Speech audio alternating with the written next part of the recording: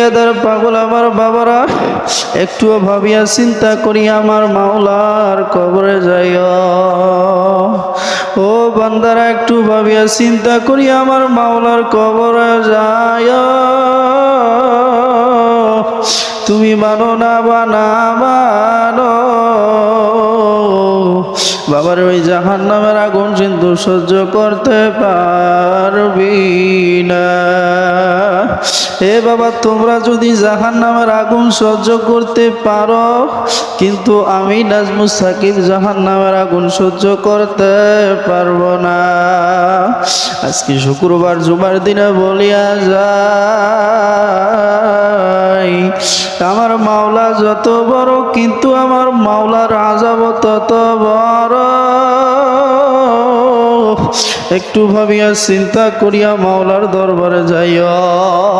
বাবা, যদি নেক আমল নিয়া কবরে যাও, তাহলে আমার রব্বুল আলামিন তোমার সঙ্গে ওই কবর ভালো আচরণ করবে।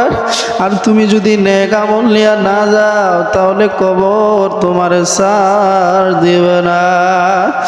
আম্মা জান আয়েশা রাদিয়াল্লাহু তাআলা আনহা এত বড় একজন মুহাদ্দিসিনী, তারপর ওই জাহান্নামের আগুনের জন্য বাড়ির ধারে কান্না করে। ও বাবা, আয়েশা রাদিয়াল্লাহু তাআলা আনহা বাড়ির খাটের মধ্যে কান্না করে। আমার নবী আসতেছেন, ঘরের মধ্যে বসিয়া দেখেন আয়েশা কান্না করা। আয়েশাকে বলা হলো, আয়েশা কেন কান্না করো?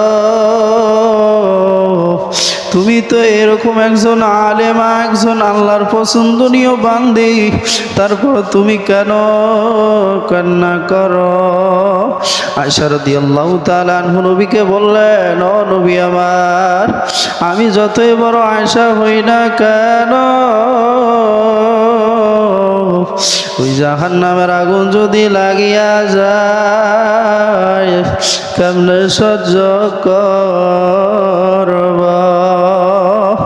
আমি এই জন্য আমি যতই বড় আয়েশা আল্লাহর দরবারে পছন্দনীয় হই না কেন, কোনো কাজের জন্য, কোনো আমলের জন্য যদি মালিক বেজার হইয়া যায়, বলেন আমার উপায় কি হবে?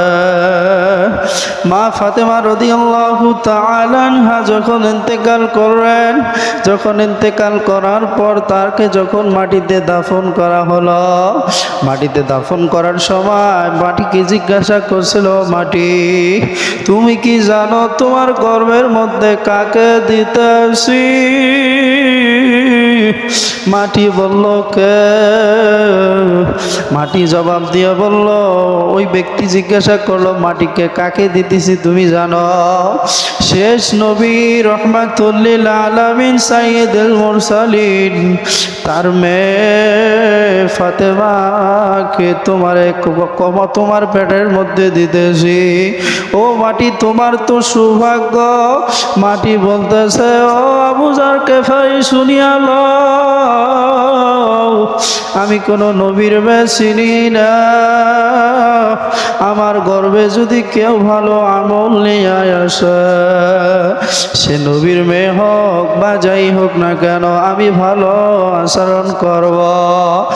আর যদি খারাপ আমল নিয়ে আসে, আমি মাটি ছাড় দিব না। আল্লাহু আকবার, আল্লাহু। এই জন্য বাবা একটু চিন্তা ভাবনা করিয়া মাওলার কবরে যাইও।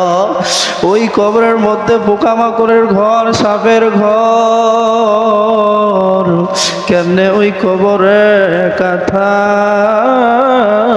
গভীর। এই জন্য বাবা দুনিয়ার মধ্যে বেঁচে থাকা অবস্থায় আমি সাকিব বলিয়া গেলাম, একটু মাওলার ভয় করো। আর ওই মাওলার কবরে ততক্ষণ যাইও না ততক্ষণ নেক আমল করবা না। আর নেক আমল করিয়া যদি যাও, আচরণ ভালো পাইবা। আর যদি বদ আমল নিয়ে আমার মাওলার কবরে যাও, যাও তাহলে বাবা তোমার সার দিবে না।